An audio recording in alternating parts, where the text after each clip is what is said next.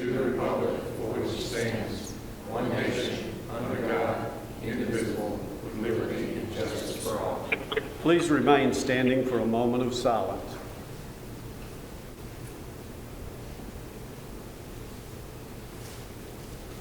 Thank you. Call the roll, please.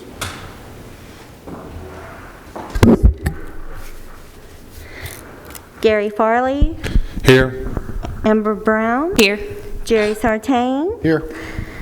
Joe Machado. William Harper. Here. Renee Curtis. Here.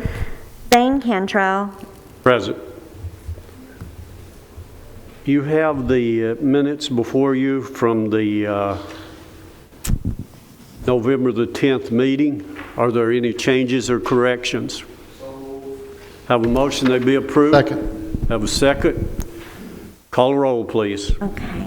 Can I get who seconded?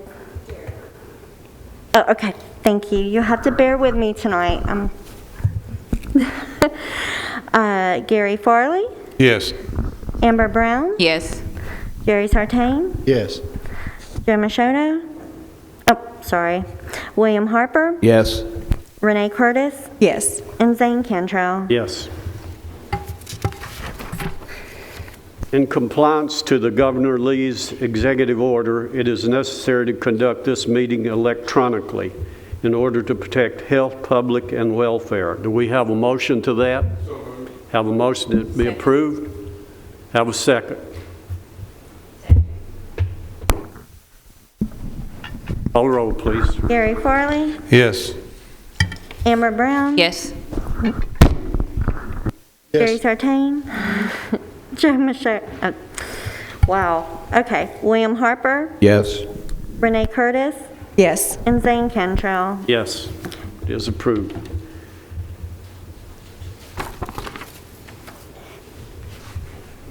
We have 3 items on our agenda today. First one will be Robert Fletcher, who is requesting a special exemption approval for an accessory dwelling. What do you have on that, please?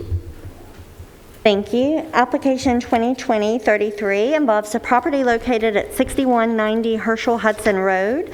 It's a 5.95 acre parcel, and they are seeking special exception approval for an accessory dwelling unit that does not meet the design standards for ADUs involving a property located in the RL Low Density Residential Zoning District. And the applicant's seeking to construct a single-family home upon this property. And on that single-family home, they seek to attach an accessory dwelling unit that will be resided in by a family member. The accessory dwelling unit will measure 1,051 square feet, which equates to 63% of the principal dwelling. So the request for ADU will require special exception approval before they can obtain a construction permit to move forward with the ADU at this particular size. Keep in mind that if the accessory dwelling unit was detached, they would not require special exception approval, but it's likely that you would not even be able to see that it's that a separate dwelling is attached the way that they have the structure designed. And floor plans and elevations were provided by the applicant. We did receive calls with questions regarding the request and the sign that was posted on the site. And once the callers learned that it was for an accessory dwelling that would be attached to a custom home, no one indicated any opposition to the request. And so these are pictures of the site and the surrounding area. It's very rural in nature. The applicant provided us with an approximate location of the home on the site, as well as a floor plan and elevations of the structure. And we found that the request met the conditions for special exception. That concludes our presentation.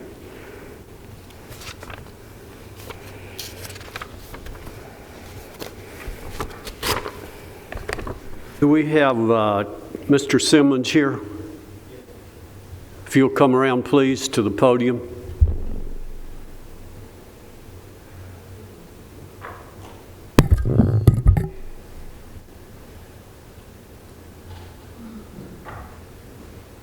You'll just give us your name and any other information you'd like to share. There may be some questions.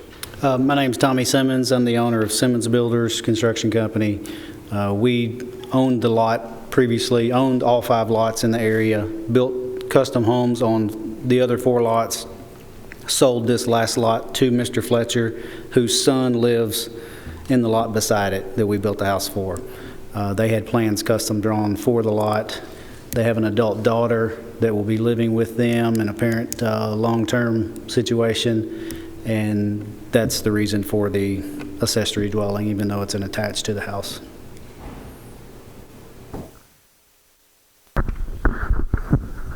Would the owner be willing to put in the stipulations that if it was sold, that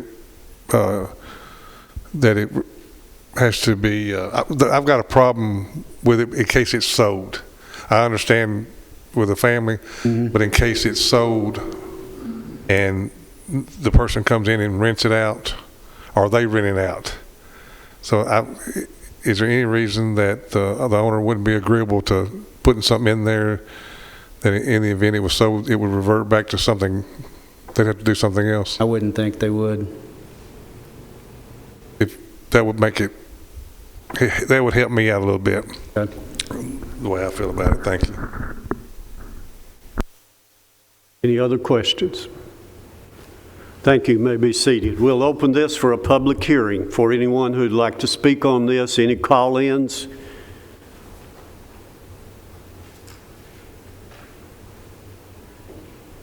Close the public hearing. I got a question. Danielle and Tanya,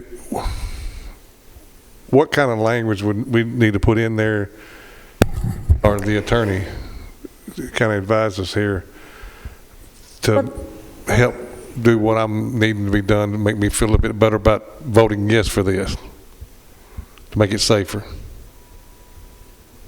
Okay. Danielle, you want to go first and then I'll piggyback? Okay, thank you. The special exception criteria for accessory dwelling units has a built-in condition saying that only the owner or only a family member or invited guest must reside can reside in the accessory dwelling unit. It also has the condition that only the site has to be either the accessory dwelling or the principal dwelling has to be lived in by the owner of the property. It cannot be occupied by 2 non-family members, and that's a criteria that this special exception is going to be approved upon, and they have to continually comply with those requirements. I understand all that, but my problem is when it does not happen. Then it's in violation, and we can bring it back before you guys to take into consideration. But who's going to go out here and enforce it when it happens? Well, we would have to be alerted to it before we would even know. That's the problem I've got. That's the case everywhere in the county with every... Well, it should have been done prior. Something should have been put in place to keep that from happening. That's my problem with it. I just want to add something about the life safety of this one, Gary. I just looked at the floor plan, and this doesn't apply to every ADU that we approve. However, this one is separated by an entire garage, which, you know, as far as life safety is concerned, is ideal. It's not actually part of the single-family dwelling. It's connected to the single-family dwelling by a garage, which would be a typical home. You would have a garage on the end of a home. So life safety-wise, this one's in better shape than most. And Danielle, under the ADU provision, I have a couple things. Under the ADU provision, isn't there going to be some sort of instrument that'll be recorded for this that expressly states that it's an ADU and that it's got to comply with the conditions? The order of action serves as the listing the conditions. If it was by right, we do have a declaration of covenant that is recorded by the owner of the property if they are able to comply with all of the conditions, but the order of actions and special exceptions run with the land that That's- serves as the instrument. That's what I was going to say, that this runs with the land. So if it does in fact get sold, the next property owner will be able to utilize this as an ADU as approved, but that property owner will be bound by these conditions as stated by Danielle. So if there's a neighbor calls in and say, hey, there's a strange car that's been showing up and people are partying over there and it seems obvious that there's evidence that maybe it's being rented out, they'll alert codes and codes will say, hey, look, there's a special exception permit that says you can't have other people look in there. They'll probably go knock on the door, say, hey, are you renting this out? That's probably how it would happen if it happened. Can I tell, the majority of the time, when we get alerted to something like this, it's typically because somebody puts this up for sale and the neighbors go on to the MLS to find out what they're looking for it, or, to be nosy or whatever, and they see that they're selling it as two separate residences, or they see a listing that says with rental potential, or, a mother-in-law apartment that could be rented. They are usually the ones that call us, and if we can catch it between sales, we can ensure that the new owner is aware that the previous owner discloses that it can only be a family member. Okay, thank you. Yeah, let me just, I don't know this will help anything, but and I'm sure you've read this, approval of a special exemption remains in compliance. If it remains in compliance, then it'll be approved. If it's not, it won't be. Just a simple approach. You have a motion on this? I'll motion to approve. Oh, did we open the public hearing? Oh, we did. Okay. Pardon? I'm sorry. Okay. We have a Second. motion that be approved. We have a second. Have a second, Bill. Any further discussion? Call the roll, please.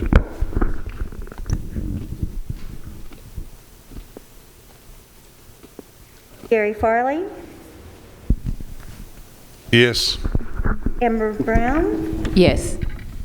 Gary Sartain, Yes. William Harper, Yes. Renee Curtis, Yes. Zane Cantrell. Yes. The next item of business we have is a request by Gary Troy and Stacy Harper. They are requesting exemption for establishment of a major home business, and this is concrete curbing. What do you have on that, please? On that last item that we just heard, did we open it up for public hearing and close it? I don't recall from my end. I know that the applicant came up, but in terms of just opening the public hearing. So it might be, Mr. Do you want to just for safe measure, since we can't remember? Mr. Chairman, if it'd be recommended to just open it quickly for a public hearing on the last item, and then no one's going to appear likely, and then close it.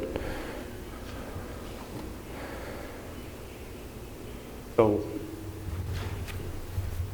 I would open up the public hearing. what is it?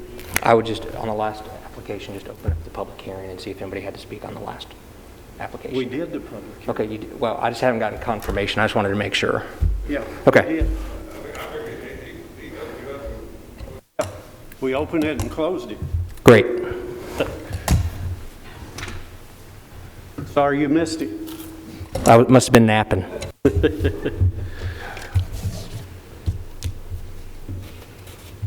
This will continue with the second item. Gary and Troy Harper, what do you have on that, please? Thank you. Application 2020-34 involves the property at 10241 Highway 99. It's a 6.64 acre property, and the Troys are seeking special exception approval for the establishment of a major home-based business involving a concrete curbing company upon the property located in the RM zone. And let's advance to the site on the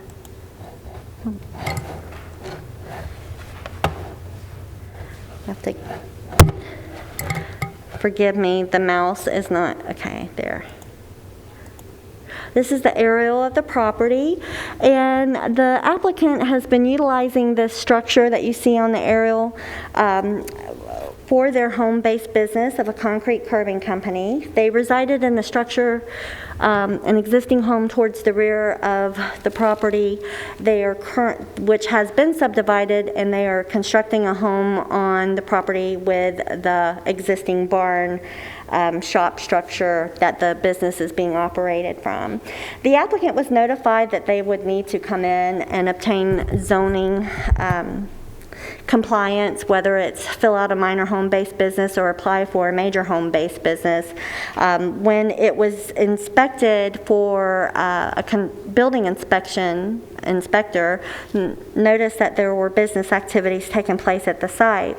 So the applicant came in immediately and attempted to resolve the issues. It was determined that they would have to go before the board for a major home-based business, that it could not meet the criteria for a minor home-based business. The applicant did indicate that they were unaware that they were out of compliance. They are proposing to use approximately 1,755 square feet of the existing barn for storage of business equipment and material. They indicate that employees will report to the site for up to a half hour in the morning and a half hour in the evening to pick up and drop off work vehicles. And according to the applicant, they have up to 10 employees. They have a parking area designated for the employees that they use. And the applicant is proposing to have 3 business vehicles, which include a Dodge Ram and everyday vehicles that will be stored on site.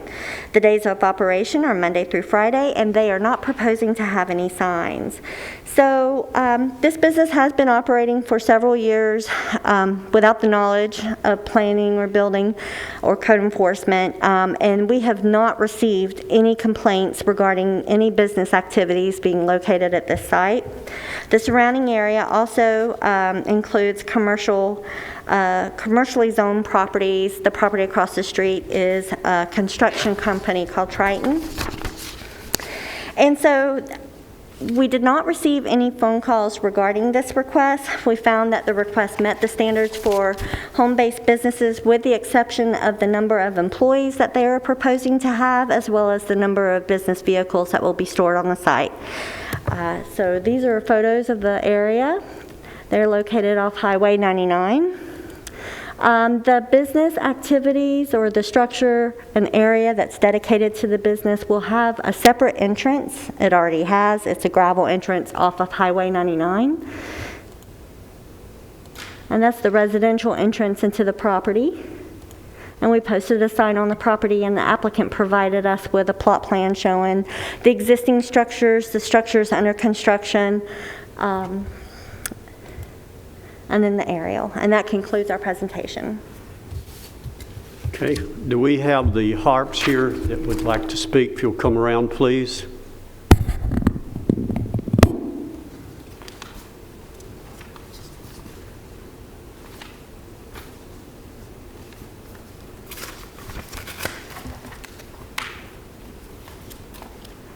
Just give your names and any additional information you might have you'd like to share. My name is Troy Harp. And I'm Stacy Harp. We've been running our business, well, since 2004 in Rutherford County, but from our home for the last 5 years, and honestly did not know that we were out of compliance, so we do apologize for that. Upon finding out, though, we definitely took steps to rectify the situation, and we definitely want to be law-abiding people in our community. Our business really just, we have the parking area for our guys that come in. They're not there very long. They just park their vehicles and they drive the 3 trucks that we do have, which is really the storage for the barn. Our barn, they're stored inside the barn when they're on property.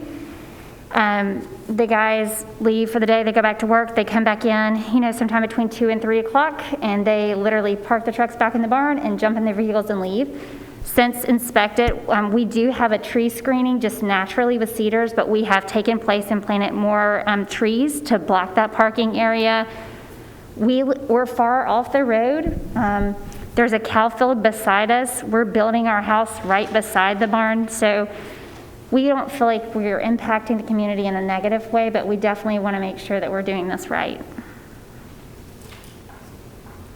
Jerry, do you have a question? Normally for home-based business, you can have up to 3 employees, cars and things, because it's not supposed to have any impact. Do I understand correctly, you do not do any work there? Correct. Only use it for storage? Yeah, and in the car situation, a lot of the guys are friends, so they actually pick each other up on the way to work. They So carpool. literally, there's probably 4 cars there, but because they do carpool. But no, there's no work at our home.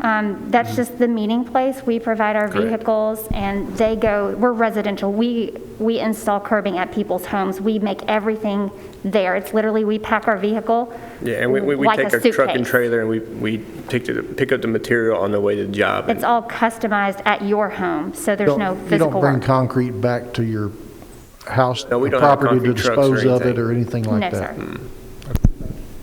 Any other questions? Renee? What type, I sorry. saw the Dodge Ram, but what, it's not dump trucks or anything that's coming and going? We have 3 4,500 Dodge Ram trucks. Yeah, it's just Okay. flatbed truck, yeah. Yeah. Okay. Just normal. And then I didn't know what a 4,500 was. Sorry, yeah. It helps me with the visual. We Perfect. just have a trailer that connects to it, and we pull out and leave. So no dump trucks, no, yeah. Yeah, this is trucks. Renee, go ahead. What's the name of your business? The curbing edge? The Curbing Edge? If Any you other would- if- questions? Thank you. You may be seated. We'll open this for a public hearing for anyone who'd like to speak on this or call in.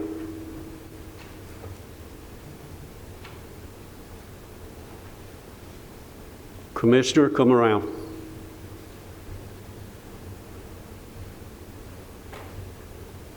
Got your mask too. Got to take this so you can hear me. I feel like I'm talking through a coffee strainer. Commissioners, I appreciate the opportunity to be here before you this evening to speak on behalf of my neighbors out there in District 8. You know, I do appreciate an honor to come up here to speak to you because of their business and due to the fact of what they're meaning to the neighborhood out there in that area. You know, when I got the call from Stacy, I really didn't realize there was a business that they were doing there due to the fact that they have done so well in preserving it where it's not affecting that neighborhood whatsoever. In fact, all I've done, I drive by that area just about every day up and down that road. And all I've done is sit there and been amazed at looking at that red barn. You know, I have a farm not too far from that, and I look at, and I guess I'm sort of envying that red barn, how I would like to have it back there on my farm. And then they also have 2 good-looking horses. They have a spotted horse out there I look at all the time when I go by that are well kept. And that's all you really see as far as that business is concerned. You don't see anything else. They have trees that are buffering their job and what it has there. You just really don't see it. The other good part about this is being a commissioner, and I know you understand this, Commissioner, is that usually you get the calls of what's wrong. I've received calls from the neighbors out there what's right. And they have called me today and said, do we need to be up there to speak on behalf of the Harps?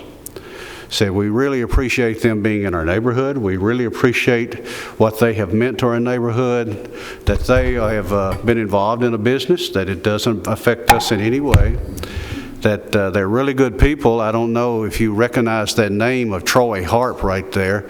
I did, due to the fact I'm such an MTSU individual, but he was a catcher for the baseball team, if I'm not correct. And I think he was drafted to go down to the Atlanta Braves at one time. But you know what? He had a sweetheart here, I believe, and he come back home to marry or whatever, and he wanted to start his own business here in Rutherford County, and that's what he's doing. So he's living his dream out there. And I just don't see why we don't go ahead and take care of him right here to take care of that dream and keep him in that community out there and doing what he's doing. We so appreciate him. But we need more of this happening. He's not too far from Triton out there. Jim Thompson Storage is just down the road from him right there. Right next door to him is the Burns' farm that has been there for generations.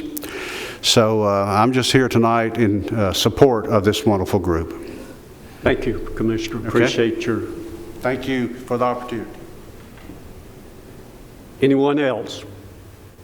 Close the public hearing. Any further discussion? Make a motion, we approve the request. Second, Motion please. to be approved. Have a second. Call the roll, please. Gary Farley, Yes. Amber Brown, Yes. Jerry Sartain, Yes. William Harper, Yes. Renee Curtis, Yes. Zane Cantrell. Yes. The next item of business is a request by Huddleston Steel Engineering, requesting a special exemption established of an indoor and outdoor soccer facility. What do you have on that, please? Thank you. Application 2020-35 involves the property located in the 5000 block of Old Nashville Highway. The portion of the property that we are considering is a 10.72 acre site. They are seeking special exception approval for the establishment of an indoor-outdoor soccer facility located in the CN Commercial Neighborhood and Commercial General Zoning District. And so the property was recently rezoned within the last 2 years to the non-residential commercial zones. And they are proposing to establish an indoor facility that will measure 45,000 square feet. And then 2 outdoor soccer fields towards the rear of the property. They are proposing to be open Monday through Friday, 1 to 9, and on Saturdays and Sundays, they are proposing to be open from 8 to 9. They are proposing to employ up to 10 part-time employees, and this project, if approved by the Board of Zoning Appeals, will have to undergo site plan review, at which parking, buffering, lighting, stormwater, all of those items, as well as traffic, will have to be considered, and they'll have to demonstrate meeting all of the established county standards. And then that plan would be presented to the Planning Commission once it's deemed compliant for their consideration. And so they have one more step to take if they get approval tonight. We have received phone calls regarding some concerns about traffic and the impacts to the adjacent residential properties, and I expect that you will hear from them tonight, as well as the applicant's agent engineer. And we found that the request met the criteria for special exception approval. And that concludes our presentation. However, I will flip through the photos. This is a portion of this particular site here. And we posted a sign upon the property. And we discussed in the pre-meeting, traffic will be considered during the site plan process, but if the board felt comfortable or wanted to establish a condition requiring that they submit a traffic study, it's within your purview. And this is a conceptual plan that was provided by the agent. And that's it. Thank you. We have Clyde Roundtree online here. Clyde, do you have anything else with Huddleston Steel? Do you have anything else you want to add to this? Chairman Cantrell, I would, just to kind of let you know why the potential business owner chose this location. There are several reasons. First off, there's a lot going on with soccer in Murfreesboro. The soccer complex over off of 231 on Memorial Boulevard, kind of north of town, is resurfacing not all their fields, but about 6 fields to AstroTurf. They are putting in an indoor facility over there. So we've found several people coming into town that are kind of piggybacking on that kind of momentum of the soccer businesses that are coming to town. And so this owner's been looking for a location that he felt like would accommodate that use. And secondly, it is currently zoned commercial. And as Danielle said, it was in the last few years that happened. But the owner who's selling the property was definitely anticipating commercial use, and that got approved. And that area, I was out there today just kind of watching the area and kind of observing, and it's a real curious spot in the fact that there's the quarry is basically 3 parcels over, and then there's a temple that's more of an Asian type of denomination temple, and then there's a man's home right after that. So it's a real mixed bag of commercial uses along Old Nashville Highway. So So we feel like it's fitting in that regard that there's some heavy industrial uses on the street, but it's also kind of the commercial corridor that is slowly becoming. Even some of the homes along the corridor look like they've been converted into some type of business. So we don't feel like he's out of line as far as the proximity to commercial zoning. And then that area is fairly regional, accessible. This is kind of a regional draw of soccer. And what's happening is if a tournament comes into town for Murfreesboro, they're going to be looking for practice fields that they can prepare for the tournament. And so I think it's going to be an economic boom for the city. I think the city's investing in that for that reason, but obviously it's going to affect the county as well. And I don't think this is the last one we're going to see requested, just because I feel like it's a booming industry that Murfreesboro is really kind of focusing on. And so that's really the reasoning behind the location and why the business is even being considered in this area. He's looking for an opportunity to bring a business to Murfreesboro. As Daniel said, it's pretty much a part-time employee type of environment, probably heavily used on the weekends. On the weeknights, it'd probably be primarily a training facility, practice facility on the indoor facility. And on the plan, the concept drawing, I talked to the owner about lighting, and he said that would be in the future. Right up against the CXX railroads on the back portion of the property is where he's proposing the practice fields. And so there would be some paid parking that would really service the indoor facility, and then gravel parking that will facilitate parking for the ball fields in the rear. So that's the general overview of the project. Just wanted to give you some logic behind the location. Any question? Can you tell me, yes, it's commercial, but it's also commercial residential there. What is your plan for that house that's at 1701 and you're completely surrounding him? What kind of impact are you planning for him? Well, as Daniel mentioned, we would have to supply the buffers that would be required for, commercial property against a residential property. And then I talked to Mr. Huddleston, who kind of did the concept drawing, and asked him if those neighbors were concerned about that location of the indoor facility, could we move it back further? And he said the only thing that was really dictating that location was the floodplain. Where it's placed right now, the floodplain kind of splits it. If we went further into the site, we'd have to just do more filling. And, obviously if we fill, we'd have to kind of compensate for that with some cut as well. So that's the logic behind the location. And then the other question, and this is really, if this owner is here today, I think it's something we would love to discuss, because we put the parking, we can relocate the parking as well. We can even flip the access drive to whatever side of their home that they'd rather us access from. I'm not sure, their driveway is a circle driveway, so I'm not sure if they really have a garage side of the house that's kind of more of the less intrusive side or not. But I think we'd have the option to flip the driveway, move the building, and relocate the parking if that's something they would like us to look at and work with them on. Well, I just think you do have a major impact. You're completely surrounding that residential home there, and that should be considered. Yes, sir. Any other questions? Just a clarity point. Is 1701 that middle block? Okay.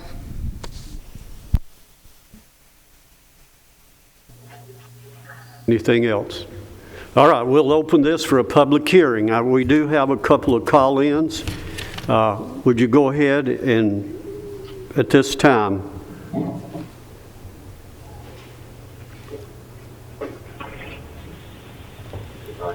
This is Aaron Lovett. Can you hear me? Go ahead. Okay. Yeah, I think what we heard is true. I think if you build it, they will come. Every soccer field and park with a large enough pitch to accommodate the 22 players for a game is packed all around the county. I see fields in Smyrna and Murfreesboro that are busy enough to have the parking lots packed and then cars parked on the shoulders of the roads. And that's really, from my standpoint, that's the issue. 22 players plus coaches, referees, there's 100 people on 3 fields, plus spectators, plus a part-time staff, if that's what can run it. Family, friends, you're looking at 200 or 300 people coming to the facility at one time for a tournament. And what is that, 100 cars, maybe more, off of Old National Highway, which is a 2-lane road, and no shoulders, no turn lanes. So the infrastructure isn't there for that kind of traffic.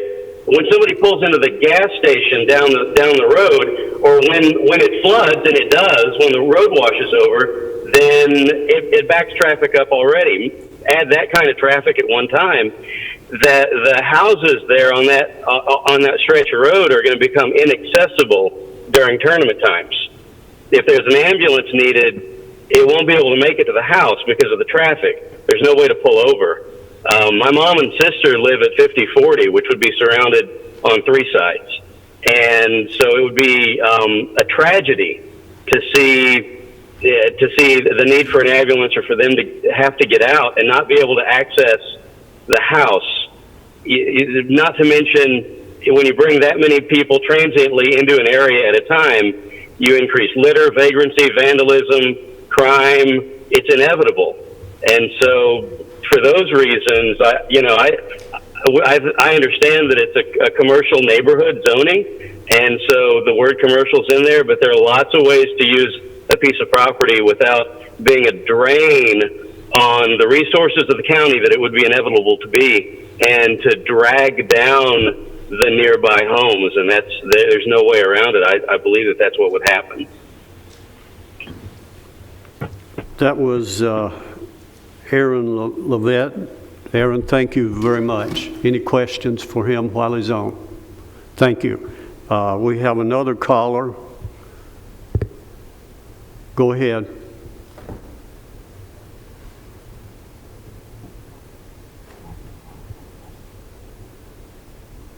Laura, are you online? You're here, okay. Sorry about that. Come on around.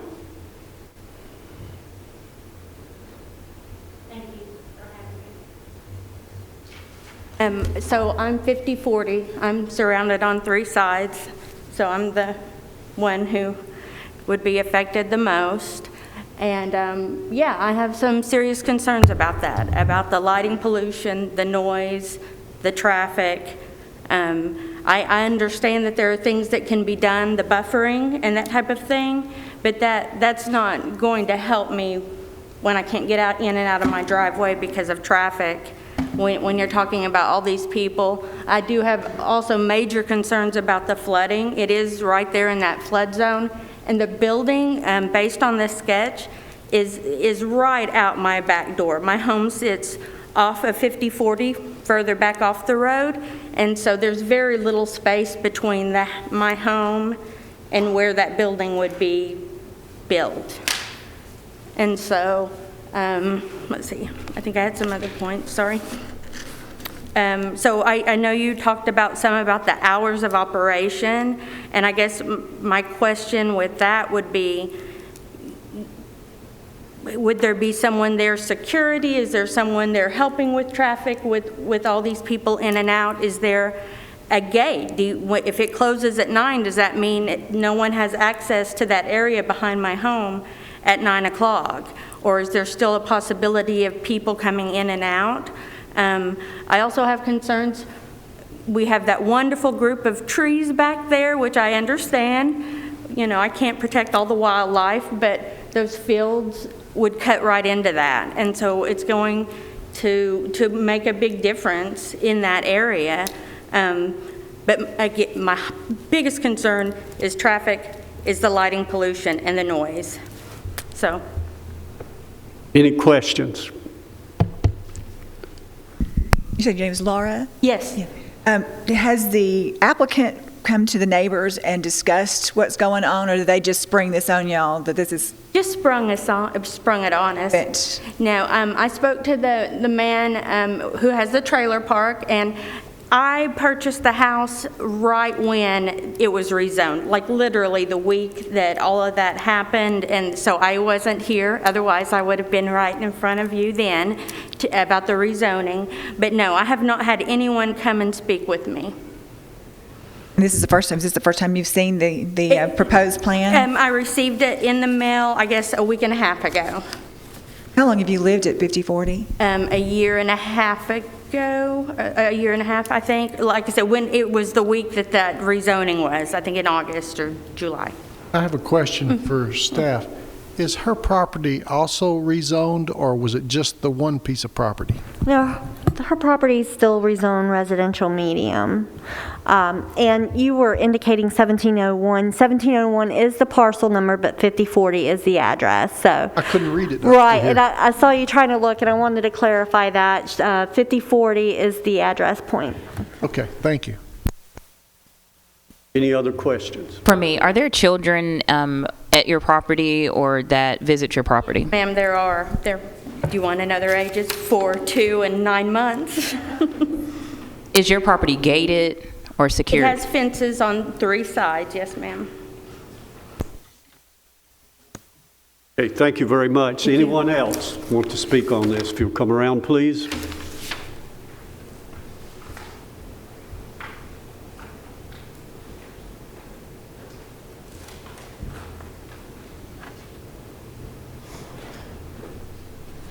My name is Philip Hearn. I'm the man that owns the trailer park across the road. I come here about a year and a half ago, and I talked with, or I spoke at the original thought of changing the property to commercial. I was opposed to it. I've been in the neighborhood since '72. I've seen a lot of changes. It's a real historic community. If you look back, when that property sold, Rowlett, I believe, was who owned it. It was a farm area. I didn't want it to be zoned commercial. I knew that it probably would. I followed it through the case. As it got approved, I went to the commissioners meeting, and it was approved there as well with conditions. That's one of my big concerns there. I know we're going to have something commercial probably go into that property, but I want to make sure we have conditions, because what I've seen in the last 40 years is when we're real easy to say, yeah, we're going to approve this for a commercial area. So just up the road from me, there's an area that was changed to a commercial area from, I don't know exactly what it was, but he was approved to put a storage facility in there. He put that storage facility in there, a real small area, sort of like a junk property almost. It's right beside the quarry.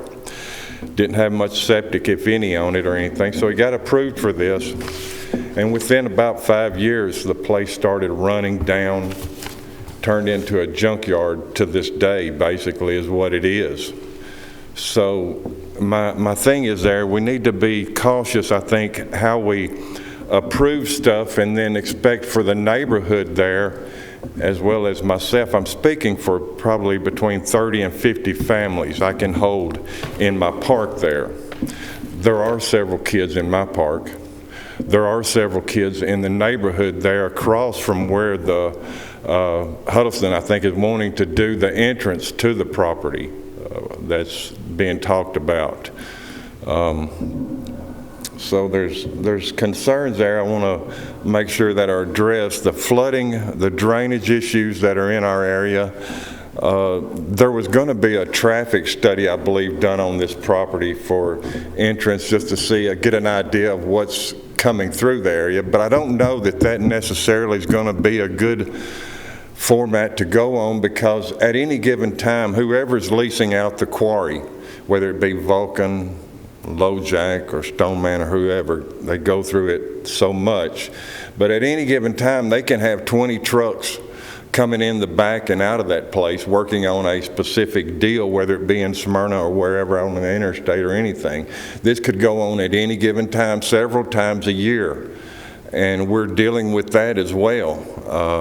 Our road has very little shoulder, maybe 1.5 feet that I think the county has added to it. Traffic is an issue there in the morning. One other thing I was wondering about, I'm wondering if maybe Danelle is here, if she could tell me just how many people were in that 500 foot, or how many letters were able to be sent out that were in that 500 feet that it takes for that information to get out. Because if you look up on the screen, the neighborhood there is fairly big, and it goes deeper, I think, than what your film is actually showing you.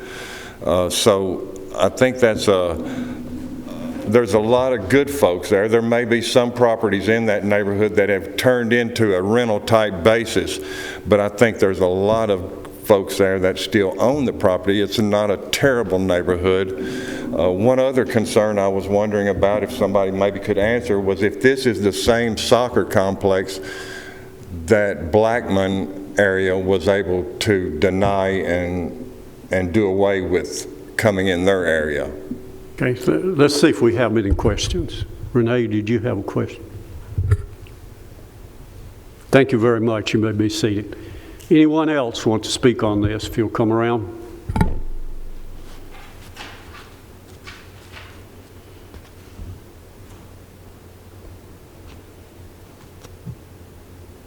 Mr. Chairman, members of the board, thank you for allowing me to be here. I'm Rod Key. I'm the Commissioner of District 19, where this property is. I was going to represent both of the lady and the gentleman that came forward, but I didn't know they were going to be able to make it tonight. But I heard from them today, and that was their concerns. And I just want to reiterate those concerns in this location. And the concerns are legitimate. The buffering of this area, the traffic study at a minimal should be done, and the integrity, as Philip alluded to, the integrity of just the park itself. What's it going to look like? If prior construction is any indication, perhaps it might be an eyesore. That can't be. If it's going to be similar to the Siegel complex, we could be very proud of that. That's well maintained, and people come from all over the state, or many states actually, to be there. So we want to be just careful that we don't just rush this by and just for the sake of doing things, just introduce this and pass this. And your voice is heard in our district. And I want to just say that thank you for letting me be here and represent my district. Thank you, Commissioner. Steve, do you have any questions? I got a question. Commissioner, a couple of our requirements for this is that whatever is there is compatible with the surrounding area. You represent that district, so what do you think? Is that compatible, putting all that in there right behind that house? That's a tight fit. It's a very tight fit. I can't answer that without doing, again, I was informed of this today. So to me, it's hasty if you ask me to make a decision. I would need to do some more homework. So that's my answer.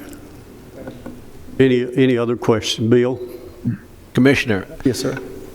As I look at that and I think in the next 2, 3, 5 years, it seems like it's going to be more and more commercial. And those homes, do you think they might be selling out? And what kind of activity would go in there if it wasn't a soccer field? I don't know that either. And a soccer field is not a bad thing. It's a great activity. It gets kids outside, gets people involved, family. It's a family atmosphere. Again, if the integrity of the Siegel Park complex is maintained, I can't say it's a bad thing, and nor did these people say it's a bad thing. They realize that growth happens and that growth will take place in this empty field.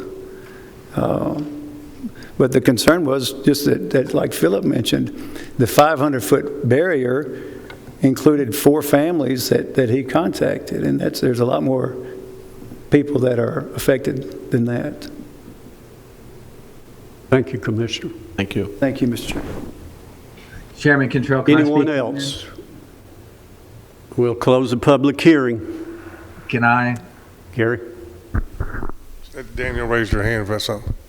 I wanted to respond to what could be built there. Because the property is partially zoned CG, that zone allows auto sales lots, that zone allows big box retailers and hotels. So you can get an idea, it's our most intensive commercial zone. But then you have the portion that's Zone CN and towards the front, towards Old Nashville Highway. That allows small retail, personal uses like barbers, salons, and those types of uses that offer services to the surrounding area. So just keep that in mind. Those are uses that are allowed by right. They would never have to come before you, and they could just go straight to site plan review. Just keep that in mind, because when it was rezoned, the Planning Commission took into consideration what that particular zone would allow by right. Okay, we've closed the public hearing. Go ahead. All right. These are my again? concerns. It's a two-lane road. Just like Mr. Lovett earlier said, I've seen Siegel Park out there on a Saturday and a Sunday that I don't want to get into rebuttal. that is pretty good amount of traffic. You got roughly 30 to 50 families across the street there in that mobile home park. And then you got the quarry traffic coming with the large vehicles. Yes, there's something that's going to go there. But I'll be honest with you, my personal thoughts are that with the type of traffic that's going to be going on that two-lane road right there, there's a strong safety concern to me as far as traffic. You get 200 people out there at that soccer complex. You get all those families across the street trying to come out or whatever, and then the quarry operating, and then you got this poor lady that lives right in the middle of this that's stuck. You know, I'm all for growth. I'm all for business operating, but I don't think it's the right fit. Well, I don't know what would be appropriate there, but here's the thing about it. I kind of, they're not asking us for our opinion, but I don't think something like this is even going to fly, even if we approve it. Yeah. I just don't see it. The city is building all of these soccer complexes. They're building fields. They're going to have so many. I don't know how this is going to fit into what's already in the plans. Can I respond, Chairman Kentrell?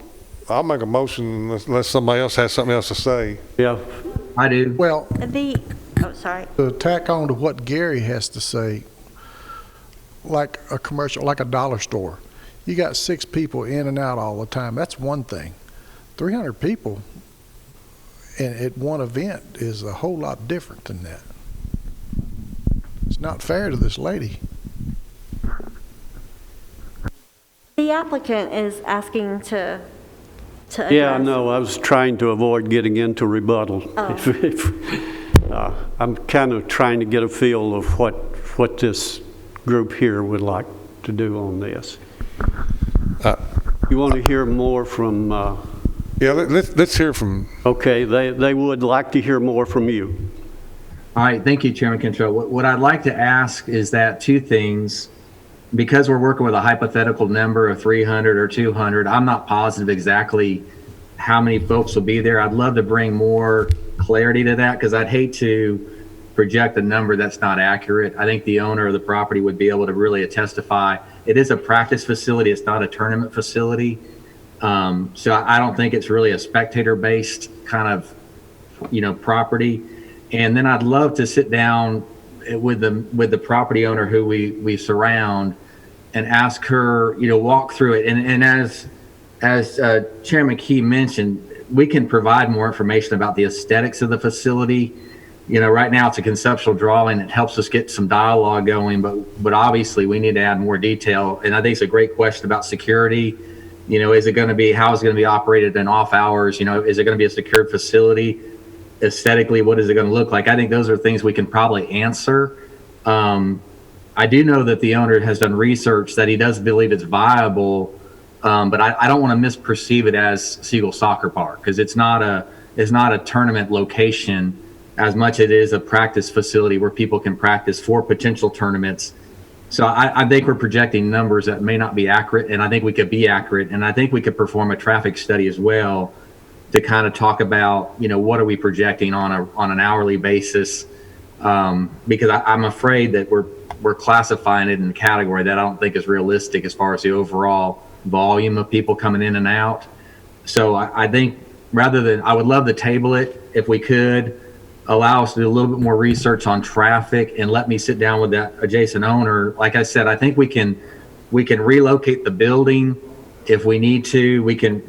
There are some options because it is a decent sized property that if we could be more accommodating to her needs and her concerns, I think I would love to at least have that option rather than getting the can today as a result of, potentially lacking some information or just not communicating clearly the full extent of what the plan is. And I would love to have Commissioner Key there if he's available as well to kind of work through those details, because I think it is a positive, and I think it is a valid point that if it could be a car lot, no one's going to want it as a car lot either. It's not going to be single family residential, and that probably wouldn't be received either. So I feel like it's not, as far as impact, if we're working with numbers that potentially are different than the numbers that were quoted, it may be a little less impact than we are concerned about. And as I mentioned, it may be a heavier use on the weekend, which may be a positive thing in terms of overall traffic, because you're not conflicting with school traffic. You're not really, conflicting with the quarry traffic as well. So I would like the opportunity to sit down with the property owner as well as Commissioner Key and provide that detail. And if we need to get into the traffic study level, we're willing to do that to make sure we're talking apples for apples. Clyde, thank you. There's a lot of questions that are coming up on this, and let me just make one suggestion. I don't make motions here, but we might want to delay this for another month or so and give them time to work on some of these questions. I'm not exactly opposed to what they're trying to do, but there's a lot of questions coming up. Gary, I'm sorry, go ahead. I mean, and I understand and respect what you're saying, Mr. Chairman, but and Clyde, don't take what I'm fixing to say personal, but that should have been done from the start. These people should have been. I mean, especially the lady that right there in the middle. Somebody should have contacted this lady, just out of due respect, and sit down with her and told her and showed her this plan. That's kind of an afterthought. And when I was serving on this as a county commissioner, when things like it come up in my district, the commissioner said he didn't know nothing about it. I guarantee you Danielle sent him something about it, because they did me when I was up here. And this should have been done. The constituents out there should have been talked to prior to receiving something like that in the mail.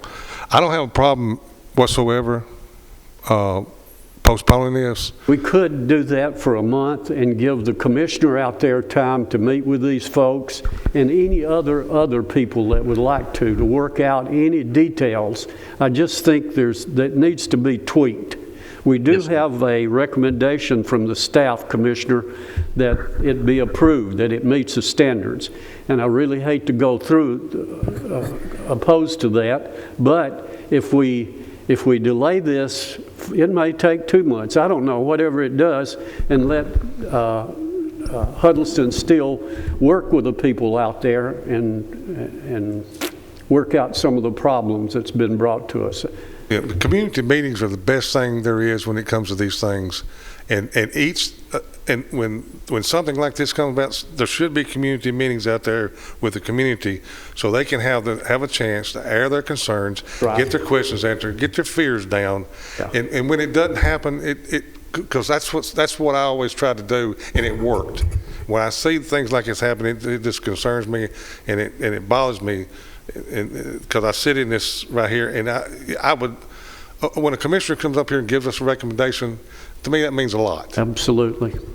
And I think there should have been some stuff done prior to this so we could actually have some, I mean, I'm getting on my soapbox and I'll sit down and shut up. All right, I'll entertain a motion. Does anybody have a motion? Make a motion to delay for as long as they need. And and for the meeting to take place with all these folks. Right, yes. Stop. Okay? Second. You got that, Clyde? Yes, sir. I appreciate the opportunity. Okay. Commissioner, is that, will you be able to do that? Okay. Do we have a second on it? Second. Have a second. Any further discussions? Call a roll, please.